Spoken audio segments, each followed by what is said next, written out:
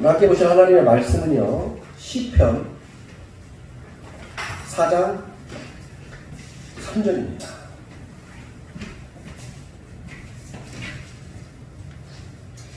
시편 4장 3절 말씀입니다. 한 목소리로요, 한 절이니까 같이 읽겠습니다. 시편 4장 3절입니다. 같이 읽겠습니다. 시작. 여호와께서 자기를 위하여 경건한 자를 택하신 줄 너희가 알지어다.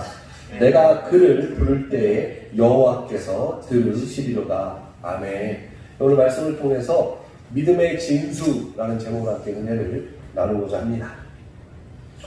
교회에서 계속해서요, 필리핀을 위한 특별 성경 홍보를 하고 있습니다. 지난주에도 말씀드린 것처럼 우리도 어렵죠. 사실은 저희 교회도 지금 재정적으로 여러 측면으로 굉장히 어려운 시간을 지나가고 있습니다. 교회 월세 내는 것도 버거운 상황이지요. 그러나 우리가 더 어려운 나라를 위해서 우리가 하나님의 사랑을 전해야 하는 때는 우리가 넉넉하고 우리가 풍족해서가 아니라 우리도 함께 어려울 때 어려움 중에도 하나님 앞에 최선을 다해서 구제하고 사랑하는 것이 더 귀한 은혜라고 저는 생각합니다. 그래서 지난주부터요, 다음 주까지 저희가 특별 필리핀 성경 헌금을 하고 있습니다. 헌금 봉투에요, 성주 칸에 체크해 주시고 특별 성경 헌금이라고 표기해 주시면 그 헌금은 모여지는 대로 저희 선교지 필리핀으로 보내도록 하겠습니다. 많이 모이면 여러 군데 보내고요. 그렇지 않으면 저희가 후원하는 교회와 선교사님에게만 보내도록 하겠습니다. 같이 기도하시면서 많이 동참해 주시면 감사할 것 같습니다. 결국 이런 하나님 앞에 우리가 넉넉하고 가진 것이 많아서 하나님 앞에 무언가를 베푸는 것이 믿음이다. 글쎄요, 그것도 믿음일 수 있겠죠. 그러나 더 큰 믿음은요, 나도 어렵지만 나도 힘들지만 그럼에도 나보다 더 어렵고 힘든 사람들을 위해서 함께 사랑을 나누는 것도 더 큰 믿음이라는 생각이 문득 듭니다. 오늘도 그래서 믿음의 진수가 무엇인가, 진짜 믿음이 무엇인가에 대한 깊은 묵상과 고민을 함께 해보고자 합니다. 오늘 시편의 다윗의 고백을 보았더니 오늘 말씀에도 이렇게 말하죠. 하나님께서는 하나님 자신을 위하여 경건한 자를 택하신다라고 하십니다. 도대체 경건이라는 것이 무엇이기 때문에, 도대체 무엇이기에, 경건이라는 것이 무엇이기에 하나님께서는요, 너희가 경건하면, 피조물이 경건하면 하나님께 위함이 된다. 그러니까 하나님이 기뻐하시고요, 하나님이 좋아하시고요, 너희가 경건하면 하나님이 굉장히 높아진다라고 성경에서 끊임없이 말씀하고 있는 것일까요? 경건이라고 하는 사전적인 의미를 찾아봤더니 어떤 일을 신중하게 받들기 위해 나타나는 엄숙함이라는 것이 사전적 의미의 경건입니다. 그러나 성경에서 말하고 있고 하나님이 영광 받으시는 경건은 이런 사전적 의미하고는요, 조금 차이가 있는 것 같습니다. 하나님이 기뻐하시는 경건, 그리고 그 경건은 결국 믿음의 진수다라고 말하고 있습니다. 믿는 자들이 이 땅을 살면서요, 내가 예수 믿습니다, 내가 하나님의 자녀입니다 라고 살면서 경건한 삶을 살아야지요 라고 말하지요. 근데 정작이 경건하다는 것에 대하여 무엇인지를 정확하게 이해하고 신앙생활을 하시는 분들은 많지 않은 것 같아요. 경건이라는 의미가 여러 개가 나오죠. 가장 일반적이고 성경에서 우리가 잘 알고 있는 경건은요, 구별된 것을 이야기하죠. 그러니까 구별된 삶을 살아가는 것이 경건이라고 말합니다. 그러니까 우리가 구별되어졌다는 건요, 저 세상 사람들과 우리가 달라야 되겠죠. 믿지 않는 사람들과 믿는 사람들이라면 당연히 달라야겠죠. 하나님을 아버지로 섬기는 사람과 하나님을 아버지라고 섬기지 않는 사람과는요, 당연히 달라야 됩니다. 그래서 그것이 구별되었다라고 표현합니다. 그래서 구별되어진 삶이 경건한 삶이다라고 우리가 이야기하죠. 결국 그것이 거룩함이라고 또 이야기합니다. 그러니까 경건이라는 것은 구별되어졌고 거룩하여진다라는 것이 우리가 알고 있는 성경적 의미의 경건입니다. 그런데 오늘 다윗의 시편을 통해서요, 다윗을 통해서 또 다른 경건을 저희가 배우게 됩니다. 그리고 하나님께서 다윗을 바라보며 그렇게 사랑했던 그 다윗을 통해서요, 다윗의 경건한 모습, 그 경건한 모습을 통해 우리는 새로운 또 다른 경건에 직면하게 되고, 우리 또한 이 다윗의 경건을 배우고 그걸 통해 또 다른 믿음의 진수가 우리에게서 나올 수 있는, 또 그런 것을 깨닫게 되는 오늘 귀한 시간 되기를 주님의 이름으로 소원합니다. 하나님을 기쁘시게 하는 인생이 되고 싶다면요, 우리의 인생이 내 인생 때문에 우리 하나님이 기쁘시다, 뭐 이런 인생 살면 너무 좋잖아요. 이런 인생이 되고자 하신다면 경건을 소원하시면 됩니다. 삶의 경건이 임하면 참 좋다, 참 좋다 하시는 하나님의 음성을 듣게 될 것입니다. 여러분들이 경건하면요, 하나님이요, 야, 정말 너 때문에 내가 좋다, 내가 너 때문에 기쁘다, 이런 하나님의 음성을요 들으실 수 있게 될 것입니다. 경건한 사람은 예수님과 연합하는 꿈을 꾸고 비전을 품습니다. 세상 사람들도요, 꿈도 꾸고요, 당연히 비전도 품습니다. 그런데요, 경건의 사람은요, 세상 사람들과는요 다른 꿈을 꾸고 다른 비전을 품습니다. 세상 사람들은 세상과 연합해서 내 자아를 실현하고자 하는 것이 그들의 꿈이고 그들의 비전입니다. 그러나 경건의 사람들은요, 말씀으로 세상을 헤쳐나가는 힘이 있습니다. 세상에서 빛이 되기도 하고 세상에 힘을 주기도 합니다. 말씀으로 세상을 다스리기도 하고 말씀이 어떻게 역사되는지를 보여주기도 합니다. 그래서 경건한 사람은요, 자기가 있는 삶의 자리에서 영적인 기류를 바꾸어 버립니다. 자, 이게 무슨 말이냐면요, 세상 사람들은요, 세상 것을 통해, 세상의 성공을 통해 나의 자아 실현을 위한 꿈과 비전을 갖죠. 그러니까 어찌 보면 세상에게 지는 꼴이 됩니다. 그러나 경건한 사람들은요, 말씀으로 세상을 이기는 힘이 있어요. 말씀으로 세상에서요 능력 있게 나가요. 세상 것을 하찮게 생각합니다. 그러다 보니까 그런 능력과 그런 힘이 있다 보니까요, 내가 있는 이곳, 내가 서 있는 어떠한 자리에서든지요, 그곳에 흐르는 영적 기류가요, 하나님, 결국 성령의 기류로 바뀌게 된다는 것입니다. 매번 말씀드리죠. 이 세상은 공중권세 잡은 자가 있어요. 사단이죠. 이 세상은 사단이 역사하는, 사단이 어찌 보면 이렇게 주물러대는 그런 세상을 우리는 살아갑니다. 그게 어떻게 가능합니까? 네, 성경에서는 그것이 가능하다고 하고, 그리고 그것은 하나님께서 허락하신 가운데 있다라는 거죠. 그 하나님의 허락하신 가운데 사단이 이 세상에 공중 권세를 잡고 있어요. 우리에게 일어나는 수많은 일들이 그냥 나타나는 일반적 현상들이 아니라 바로 사단의 어떠한 역사하심으로 모든 것들이 나타나고 있다는 것을 우리는 기억해야 합니다. 감기 걸리는 것도 사단이 하는 거다, 이런 이야기를 하고 있는 게 아니죠. 굉장히 유치한 얘기죠. 이런 이야기를 하고 있는 것이 아니라 믿는 자들에게나 또는 교회에게나 일어나는 수많은 일들은요, 다 사단의 어떠한 생각과 계획 가운데서 이루어지고 있다는 겁니다. 그러니까 세상은 당연히 우리 믿는 자들을 미워하고요, 교회를 무너뜨리려고 한다는 거죠. 거기에 일일이 다 반응하고 거기에 일일이 다 이렇게 할 필요는 없다라는 거죠. 왜요?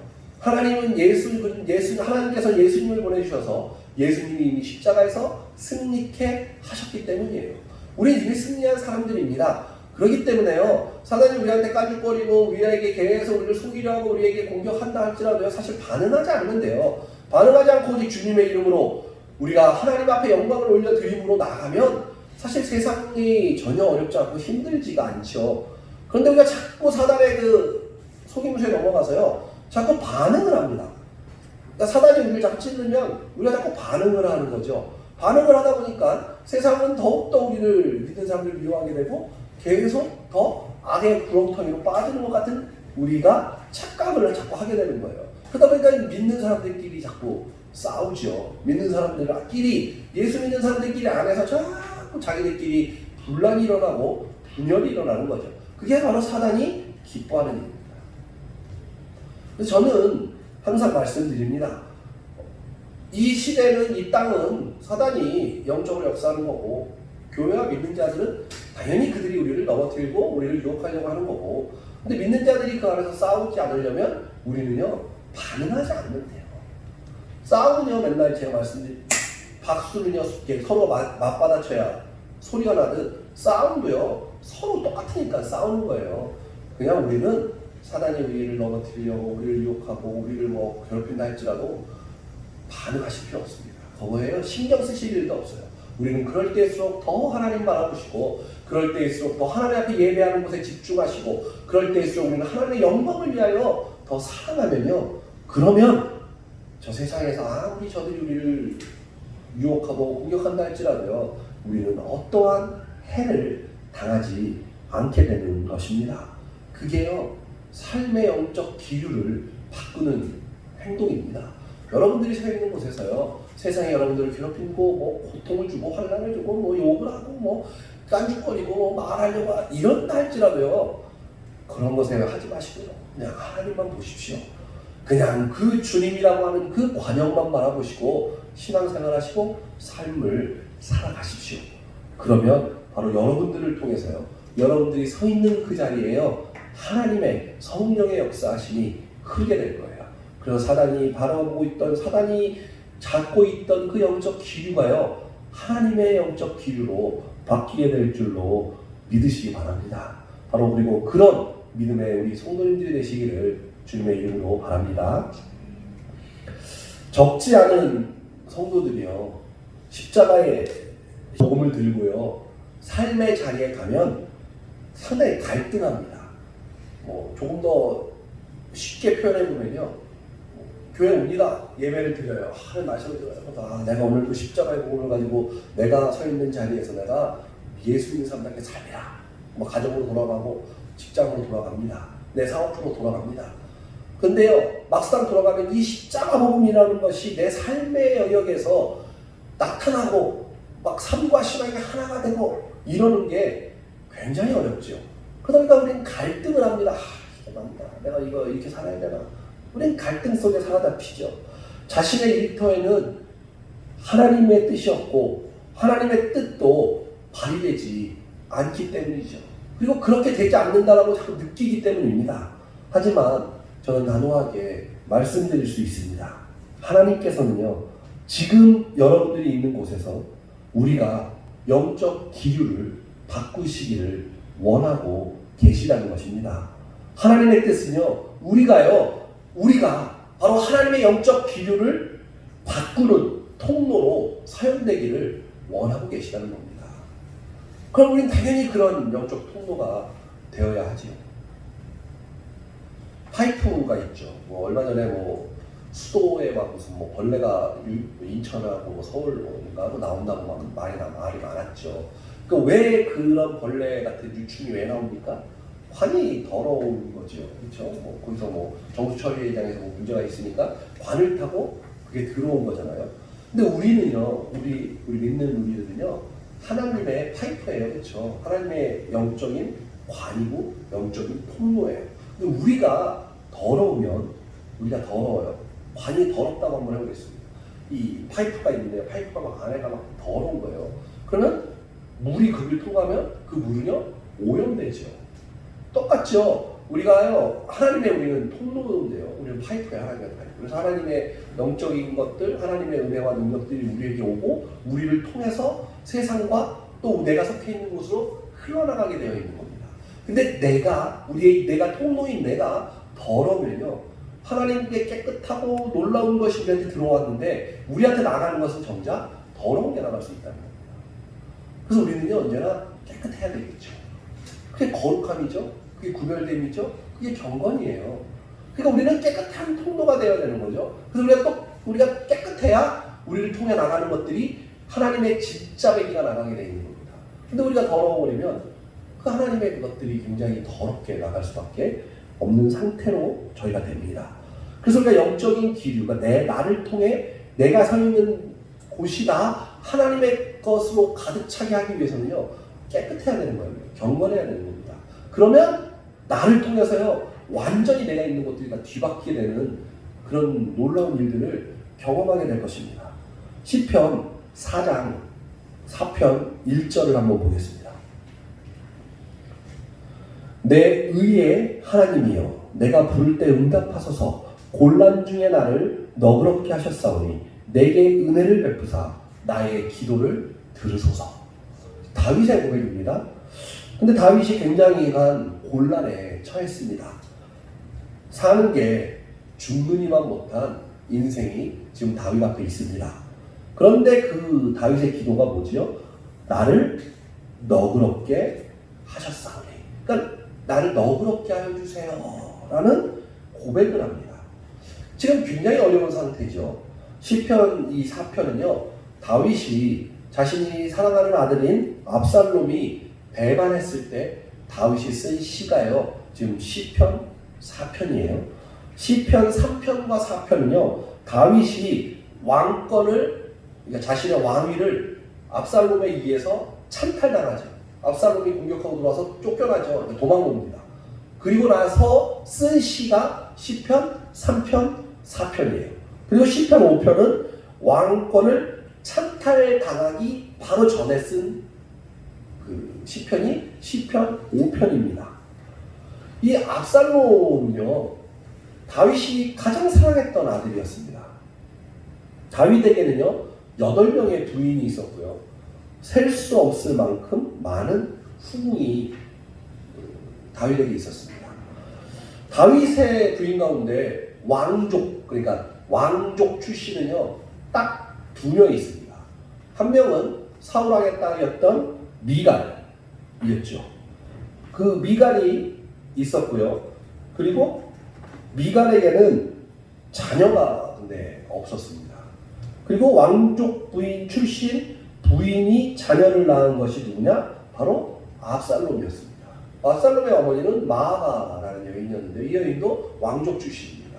그러니까 다윗에게 8명의 정실이 있고 수많은 후궁이 있었는데 자녀는 엄청 많이 낳았겠죠.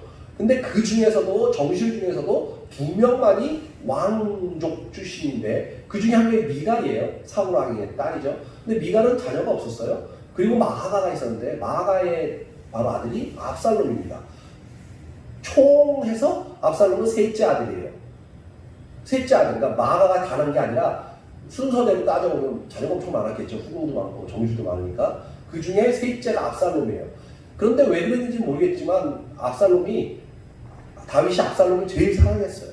압살롬은 뭐 지혜도 굉장히 많았고 잘생겼다고 성경은 표현해요. 성경은 잘생긴 사람들을 잘 표현하더라고요. 그러니까 이쁘고 잘생긴 사람 표현을 잘하더라고요.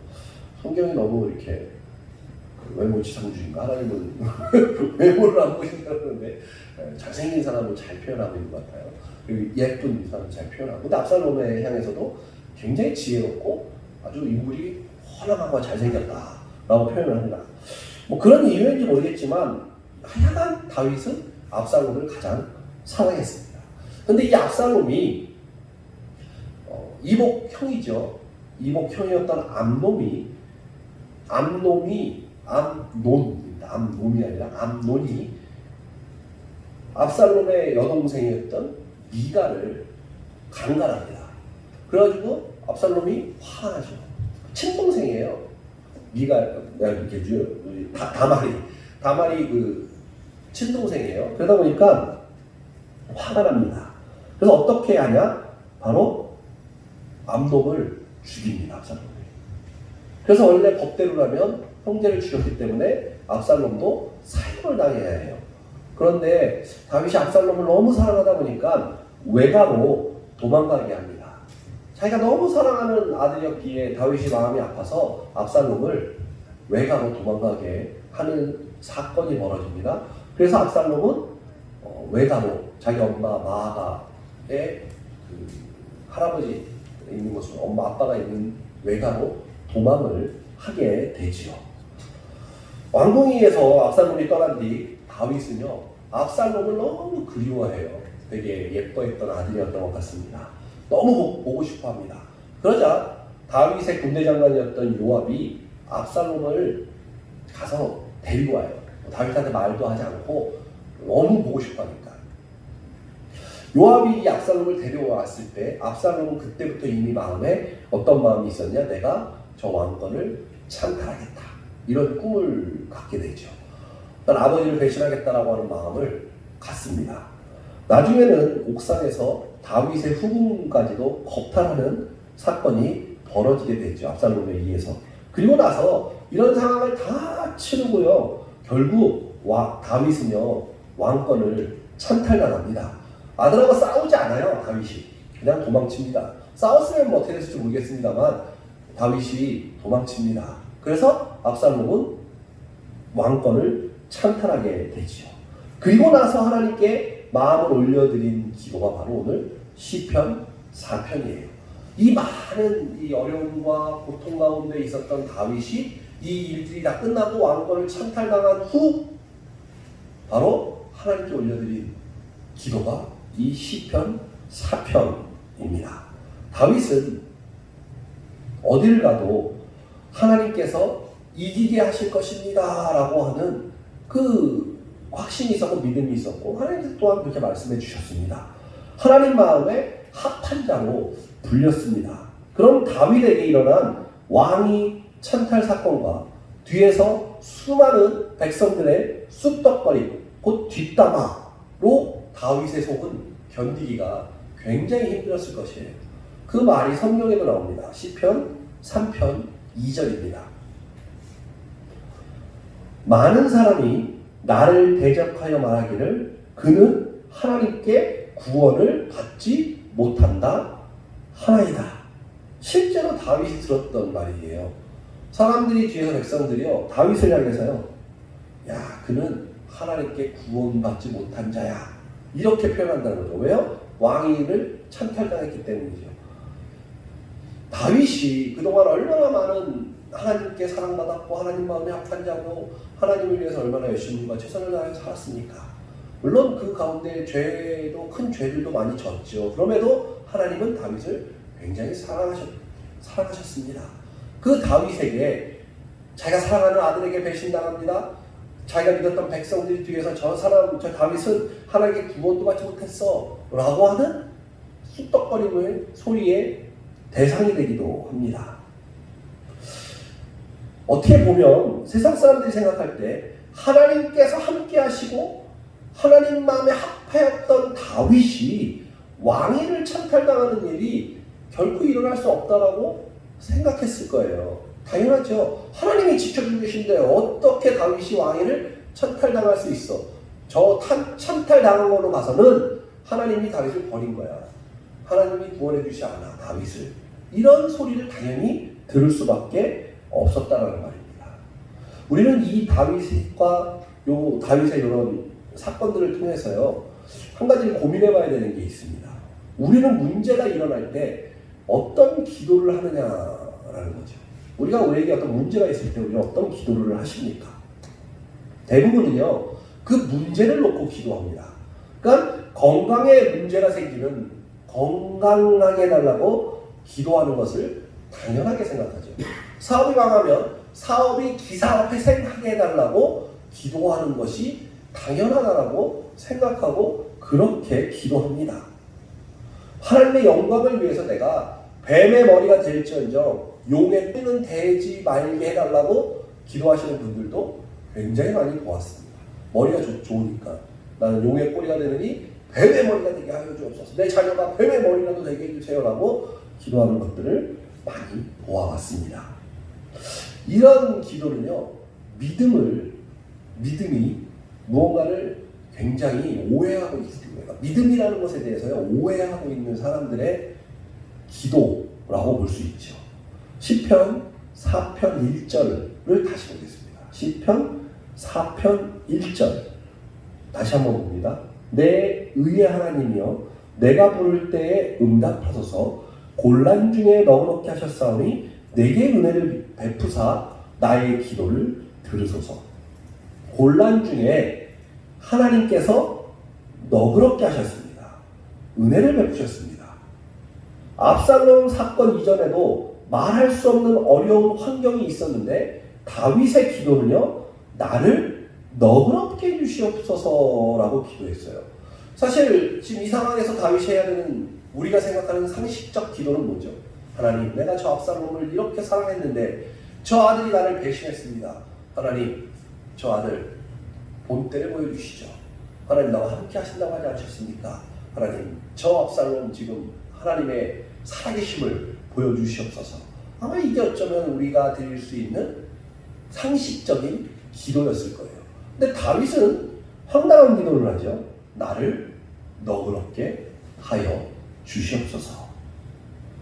전에 자신을 너그럽게 해주셨던 것처럼 지금 어려운 상황에서도 자신을 너그럽게 해달라고 기도하고 있습니다. 돈이 채워지고 관계가 풀리도록 기도하고, 그리고 그 기도가 응답되는 것이 은혜를 입는 것이 아닙니다. 믿음의 진수는요, 자신이 너그럽게 되는 것을 경험하는 것입니다. 오늘 다윗의 기도를 통해 진짜 믿음의 진수는요, 자신이 너그럽게 되는 것을 경험하는 겁니다. 그것이 은혜입니다. 물론 풀리고 해결되는 것이 은혜라고 해도 틀린 말은 아닙니다. 그러나 우리가 너그러워지는 것을 경험하는 것이요, 진정한 믿음의 진수입니다. 사울 왕이 다윗을 힘들게 할 때마다 다윗은 자신의 마음을 너그럽게 해달라고 하나님께 간구했습니다. 사울 왕을 무찌르게 해달라고 기도한 적이 없습니다. 다윗은 사랑하는 아들 압살롬에게도 배반당하는 모진 상황에서도요, 자신을 너그럽게 해달라고 기도하고 있습니다. 시편 4편 2절입니다. 인생들아, 어느 때까지 나의 영광을 바꾸어 욕되게 하며 헛된 일을 좋아하고 거짓을 구하려는가? 다윗의 기도를 하나님께서 들으셨습니다. 2절 말씀이 하나님께서 다윗의 마음을 너그럽게 하신 결과입니다. 이 2절에는요, 하나님의 영광을 바꾸어버리는 세 가지가 나오죠. 첫째가요, 욕되게 하는 것. 둘째가 헛된 일을 좋아하는 것. 셋째가 거짓을 구하는 것이라고 합니다. 그러니까 하나님의 영광을 바꾸어버리는 것이 뭐냐? 욕되게 한다. 하나님을 욕되게 하는 거라고 하죠. 그리고 헛된 일을 좋아한다고 합니다. 그러니까 쓸데없는 것을 자꾸 좋아하고 쓸데없는 것에 빠져있는다는 거죠. 그리고 거짓을 구한다고 합니다. 너희가 지금 하나님의 잘못된 것을 구하고 있어. 그러니까 다윗이요, 지금 압살롬, 자기가 사랑하는 아들 압살롬에게 어려움을 당하고 있을 때요, 하나님 저를 너그럽게 하여 주시옵소서라는 그것이 믿음의 진수인데, 너희들은 이런 기도를 하지 않고 너가 하나님을 욕되게 하고 헛된 것을 구하고 거짓을 구하고 있어 라고 지금 하나님이 말씀하고 있는 겁니다. 이 말씀은요, 우리에게도 해당되는 말씀입니다. 간혹 가다 보면 연예인들이나 운동선수들이 1등이나 이렇게 높은 자리에 올라가면 하나님 영광 받으시옵소서 이런 이야기를 할 때가 있습니다. 근데 사실 그때의 영광은요, 비교할 대상, 그러니까 여기서 말하는, 그러니까 하나님 영광 받으시옵소서, 그러니까 성경에서 말하고 있는 하나님 영광 받으시옵소서의 이 영광은요, 성경에서 말하는 영광은요, 비교할 대상이 없는 탁월함을 말하는 거예요. 비교 대상이 없는 거예요. 그러니까 하나님이라고 하는 그 존재 자체 앞에 영광을 올려드리는 게 성경에서 말하는 영광입니다. 그러니까 우리 마음에 하나님께서 1등 되셨다는 거죠. 근데 연예인들이나 운동선수들이 1등 한 다음에 하나님 영광 받아주세요 이런 말 하는 거 있잖아요. 전 그게 별로 그렇게 훌륭한 고백이라는 생각이 오히려 전 들지 않습니다. 약간 좀 이렇게 물론 자기가 신앙인으로서 대중 앞에 이렇게 멋있게 나타내는 것은 좋은 것 같은데, 그게 하나님 영광, 전 오히려 그들이 이런 고백들을 하면 더 좋겠다는 생각을 합니다. 하나님, 제가 지금 1등 했습니다. 사람들이 나를 지금 주목하고 있습니다. 사람들이 나를 향하여 지금 크나큰 박수를 저에게 보내고 있습니다. 정말 너무나 좋습니다. 그런데요, 주님, 저는 지금 이거 1등 한 것보다 더 좋은 것은요, 제 마음에 계시는 우리 하나님입니다. 야, 이렇게 고백한다면 그 고백을 하나님께서 굉장히 기뻐하실 거라고 봅니다. 그게 하나님의 영광을 받으시옵소서라는 겁니다. 그냥 이 모든 영광을 하나님께 올립니다. 자기 1등하게 해주신 그 하나님께 감사하다는 뜻이잖아요. 하나님은 그것도 좋은 고백일지 모르지만 더 좋은 고백은요, 하나님 제가 1등 했어요. 사람들이 박수 보내요. 저 지금 너무 기분 좋아요. 근데요, 이거 1등한 것보다요, 내 마음에 계시는 그 하나님이 더 좋습니다. 이 고백을 하나님께서 더 기뻐하신다는 것입니다. 그게 하나님께서 영광 받으시는 것입니다. 세상이 주목하는 그 탁월한 것보다 하나님을 더 사랑하는 것이 하나님의 영광입니다. 이 하나님의 영광을 바꾸면 하나님을 욕되게 합니다. 사람의 욕구를 자극하고 사람의 동기를 부여하며 하나님의 영광을 욕되게 하는 것은요, 깨져야 합니다. 하나님의 영광을 바꾸면 헛된 것을 구하게 되기 때문입니다. 오늘 본문 말씀 한번 봅니다. 시편 4편 3절입니다. 여호와께서 자기를 위하여 경건한 자를 택하신 줄 너희가 알지어다. 내가 그를 부를 때 여호와께서 들으시리로다. 하나님께서 하나님 자신을 위하여 경건한 자를 선택하십니다. 우리는 너그러워진 상태가 되었을 때, 하나님 제게 너그러움을 주시옵소서 기도했잖아요. 우리가 너그러워진 상태가 되었을 때에만 경건해질 수 있다는 것이죠. 자, 경건하다라는 말은 히브리어로 하시드입니다. 인애라는 뜻을 뜻하는 단어가요, 헤세드입니다. 헤세드. 그게 인애죠. 이 인애인 헤세드가 서술어로 변하면 하시드가 됩니다. 이건 다 비슷한 말이죠. 똑같은 말이죠.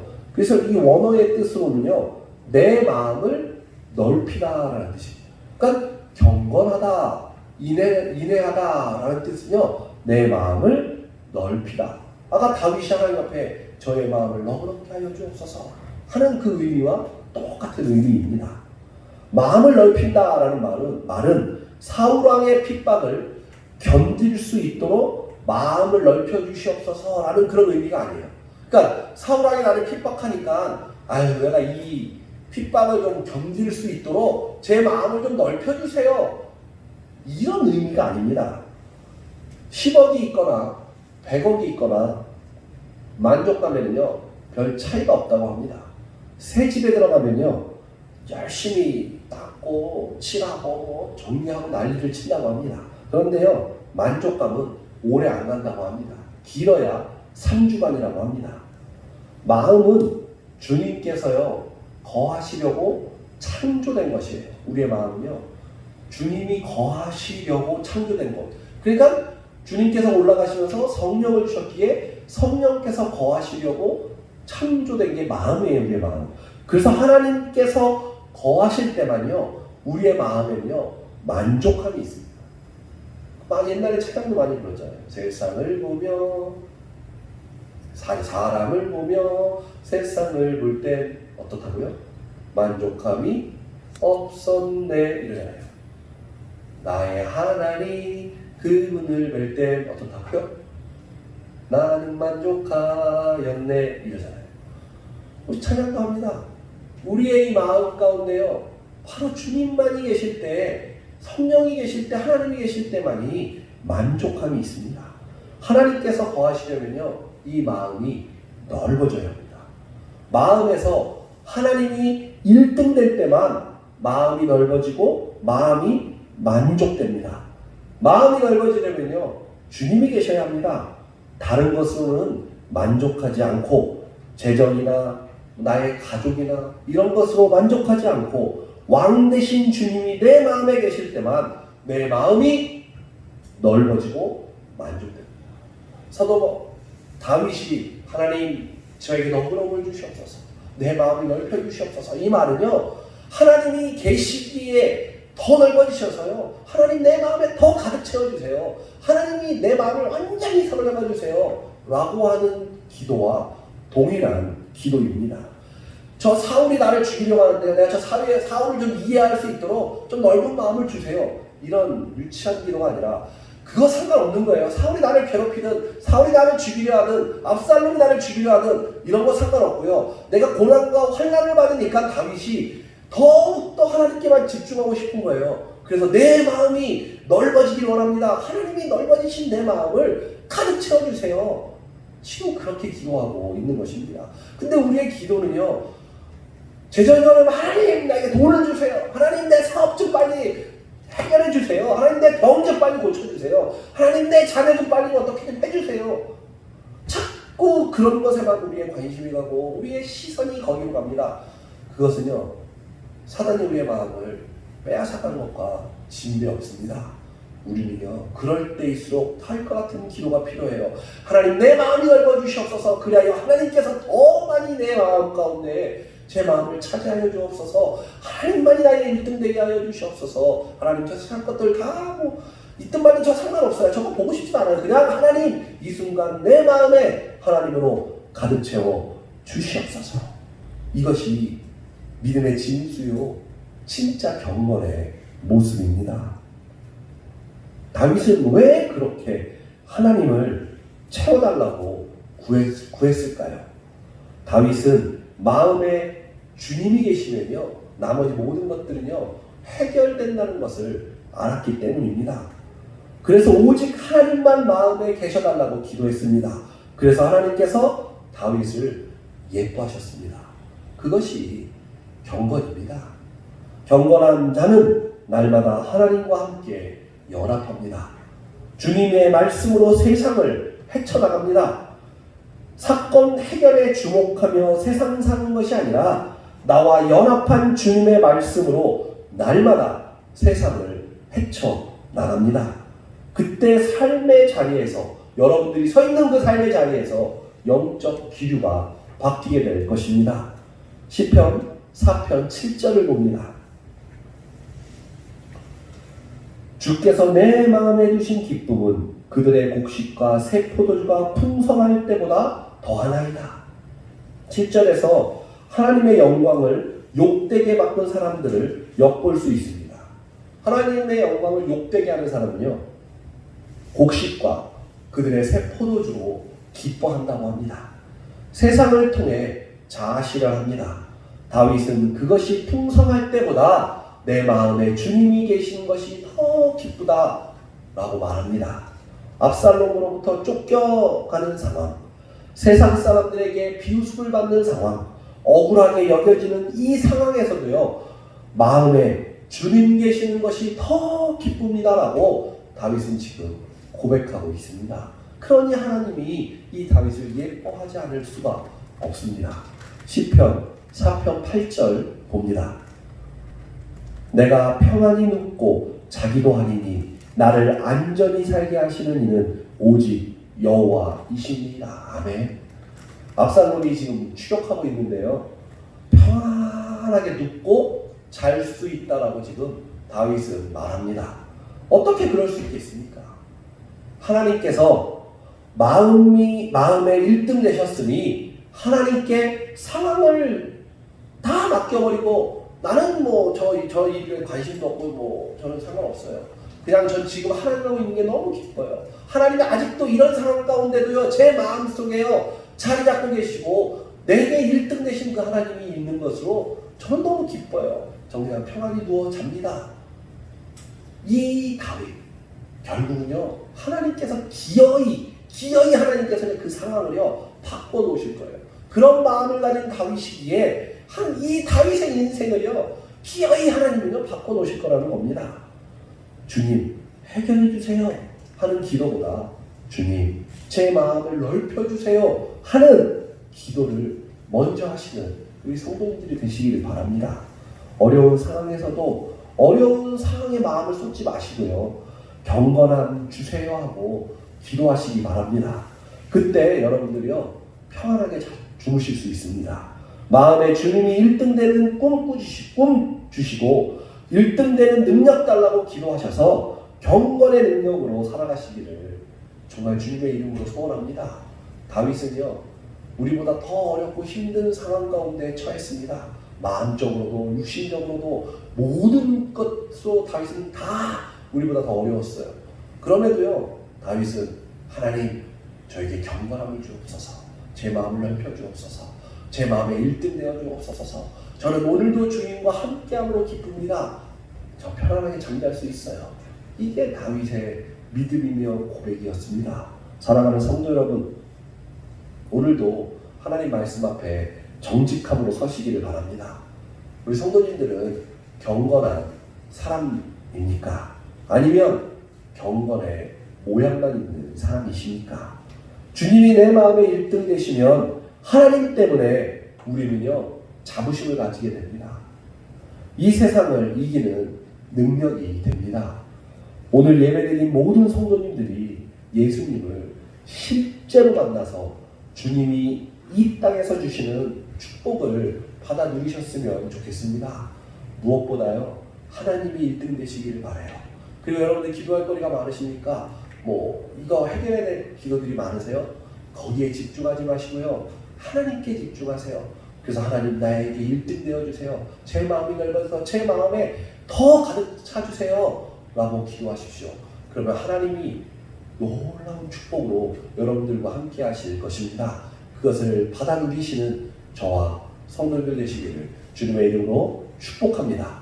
아멘. 이 시간 우리 함께 기도했으면